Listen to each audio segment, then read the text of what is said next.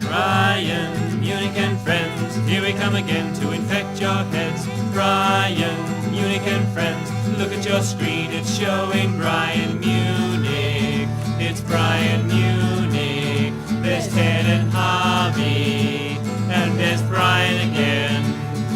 You can wear him in the pool. Brian is insoluble, he'll help you get through school. Then you can steal his pants while he's looking at his favorite mule. And he'll say, "Aww." He'll say, "Aww." Oh, give me back my pants, I need them. For Brian, Munich and friends, here we come again to infect your heads. Brian, Munich and friends, here we come again with infected heads. Brian, Munich and friends, here we come again, and here we come again, and here we come again, and here we come again, and here we come again. Hey Jude. Ready to go, Horace? Sure. Get all vibed up. Get fired up, man. Hi, I'm Brian Munich. Welcome to Brian Munich and Friends, the chat show that puts an end to all the rubbish and nonsense. I'm Brian Munich, and with me, of course, to my left is my old mate Harvey Moorhead. How are you, Harvey? Hello, Brian. Hello, everybody. And let's not forget our old mate in the sandpit, Dr. Ted Penguins. How are you, Ted? Hello, Ted. Good old Ted. Good to have him back too. And Ted Penguins, everyone. Fantastic. So, did you have a good weekend, Harvey? What did you get up to? Well, Brian, I went to a wedding, and let me just say this. When the minister said for better or worse, he meant the groom couldn't do better and the bride couldn't do worse. Get it? She couldn't do worse than the bastard she married. That's quite an old joke and quite an insensitive one. Remember I told you last week about Ted Penguins' wife leaving him? Oh, that's right. Sorry about that, Ted. Sorry, Ted. Yes, he's not happy. He's had it up to here. I'm sorry, but let me say this. No. They say that Ted's wife goes out with men by the score. And they all do. Spot on, Harvey. Isn't that spot on? That's right, Ted. But apart from that, it's been a great week, hasn't it, Harvey? It has, Brian. As you know, this week was Apple Week, a week when everybody can get to know a bit more about apples. But as you know, Brian, apples are deadly to the taste and to the touch. Yes, that's right. They're known as the death fruit, aren't they, Harvey? Well, no, but they should be, because, well, eating a bag of apples is pretty much like eating a bag of tarantulas or a snake or something like that. Yes, that's right, and Ted would know all about that, wouldn't you, Ted? Yes. Yes. That's right. He ate a bag of tarantulas last week. Exactly. And he said they pretty much tasted like a bag of apples. Yes, well, pretty much. What about ducks? Ducks? Well, I'm not sure about ducks. Ducks can be pretty unpredictable. Yeah, I'll say I've got 3 ducks at home and they're unpredictable. Hey, heads or tails? Heads.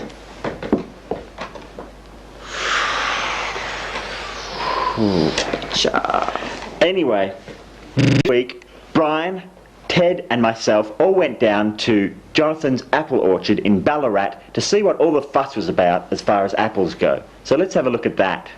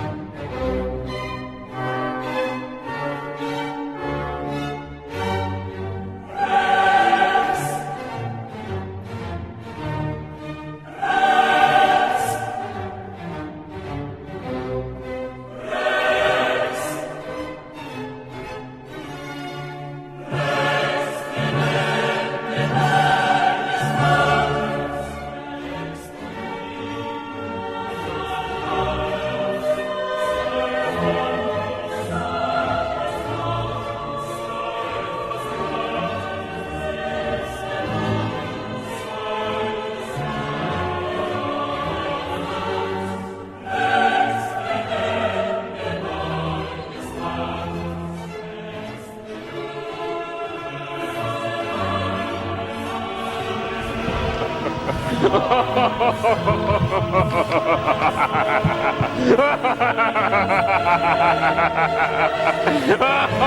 ha ha!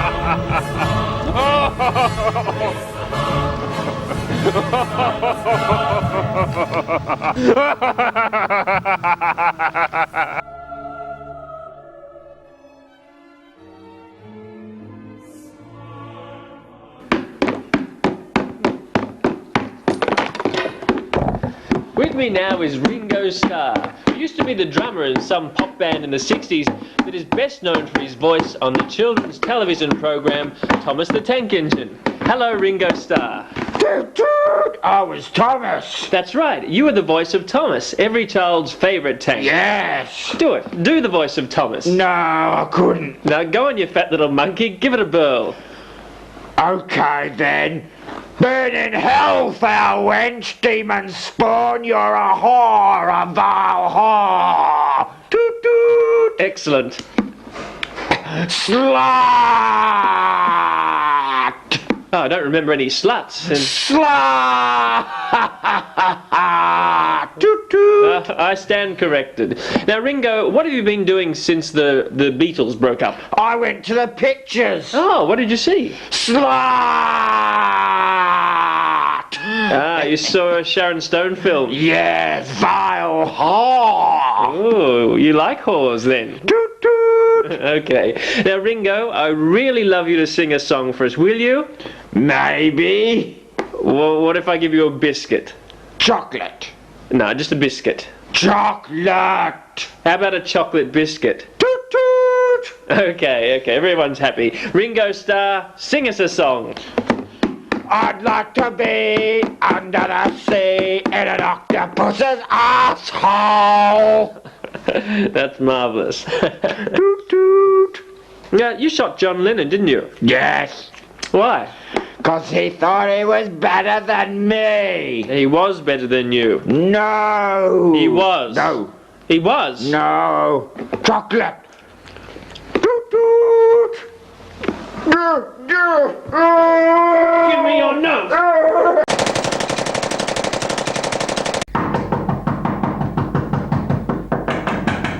Coming!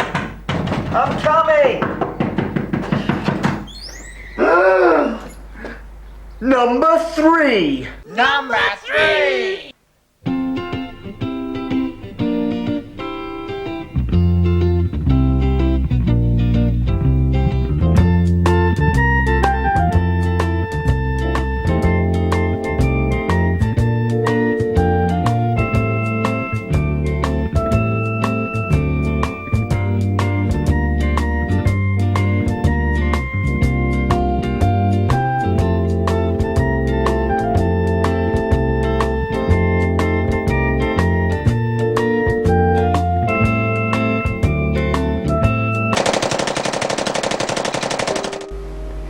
Once upon a time, there were 3 bears, and now there are millions of them. Night night. Daddy? I'm going to kill you any day now. That's nice, dear.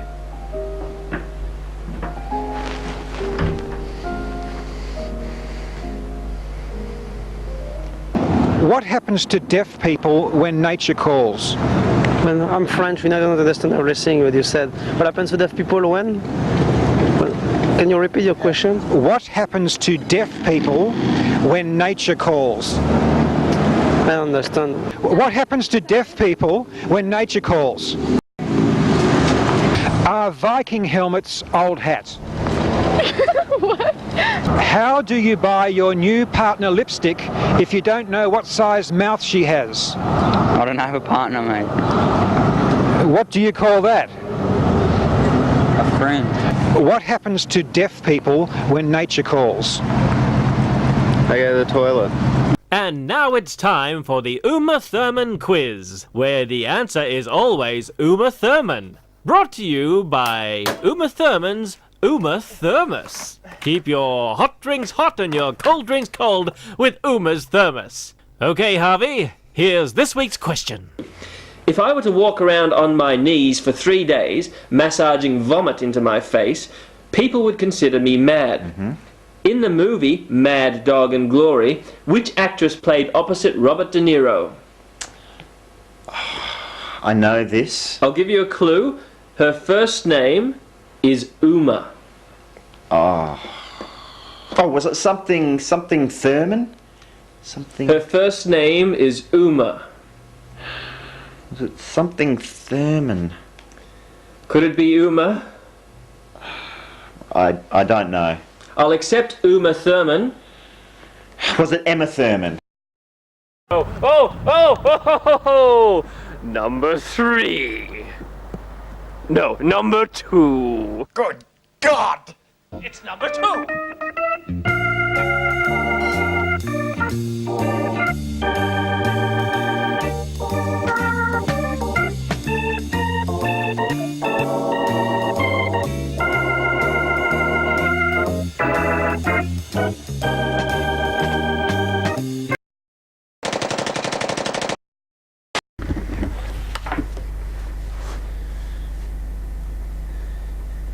If you are watching this video, then I have been murdered. What I'm about to tell you now puts you in very grave danger also. But I must tell someone. There is an evil presence engulfing the entire planet. And I know the one man who's behind it. He's trying to turn man against man, woman against woman, everyone against everyone until no one exists. The skies will turn dark forever. And it must stop. I tried but failed. Now it's your turn. It's very dangerous. No, it's putting you in too much danger. No, forget it. Forget you ever saw this. Never mind. Just carry on. No, I'm only joking. It's just a joke. Just a laugh. Yeah, just forget about it. No, there's nothing. No, no one murdered me. I think I must have murdered myself accidentally. I think I was, I would have been cleaning a gun and the gun would have shot off in my head. That's it. Nothing evil, no evil presence. Never mind. Life's great. There's nothing to see here. Nothing to see. Nothing. Yes, yes, yes, yes, yes, yes, yes, yes, yes, yes. You're on, Harvey. Hi, welcome back. And joining me in the studio now is a man who really needs no introduction at all, because he is the Prime Minister of Australia. Would you please welcome Mr. John Howard? Hi, Mr. Howard. Thanks for coming in. We know you're a busy man, so we appreciate your time. Have you seen my wedding gig meter? How have you been? Sorry, did you say something? Yes. What did you say? Have you seen my whirly gig beetle? I don't know. Have you seen it? Don't know. What is it? Whirly gig beetle. Your whirly-gig beetle. Yes, have you seen it? Has anyone seen it? No, what's it look like? It's kind of a medium-sized, dark-colored water beetle. Often seen resting or gyrating on the surface of a small pool. Right. Yes, and it kind of likes to feed on small insects. Okay. And I make love to it when it sleeps. Right. Excuse me, have you seen my whirly gig beetle? No. But we'll have a bit of a look for you. Look. And in the meantime, would the man in the audience please thank the Prime Minister of Australia, Mr. John Howard. You're a horse's Thanks ass, a lot. Howard! A horse's Thanks for ass, coming and in. I've got your beetle! What do you think of that? I've got kill your you. whirligig! And I've been sleeping with it! Mr. And your Howard. wife! Get away from me! Away from me! Buddy, get off me! GST, bring the petrol down my ass! Get off me! Old Mother Hubbard went to the cupboard to fetch her poor dog a bone. When she got there, the cupboard was bare, so she got him some pal from the fridge. Night night. Daddy? Why are we here? That's nice, dear.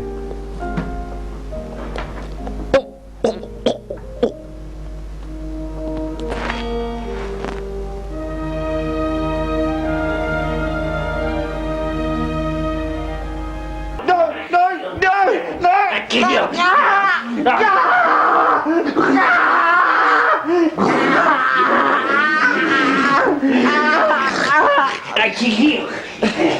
kill you. I kill you. Hello? What? Who is this? That's disgusting. Hang on a minute.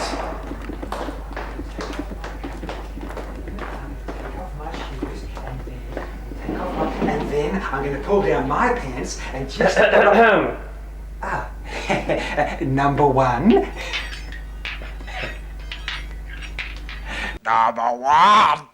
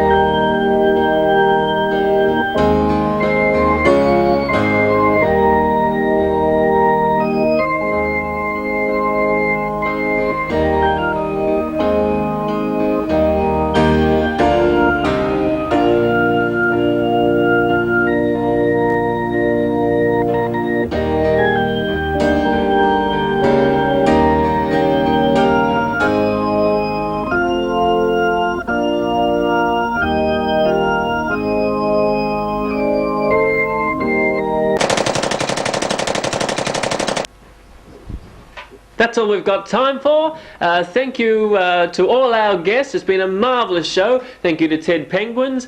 And thank you, of course, to Harvey Moorhead. Any reason you're on the ground, Harvey? Well, I'm looking for a contact lens, Brian. Right, you could have waited till after the show, mate. Yes, I could have. Anyway, from me, it's good night. And it's good night from me. And as Neil Diamond once said, good Lord! Brian, Munich and friends, here we come again to infect your heads. Brian, Munich and friends, look at your screen, it's showing Brian Munich.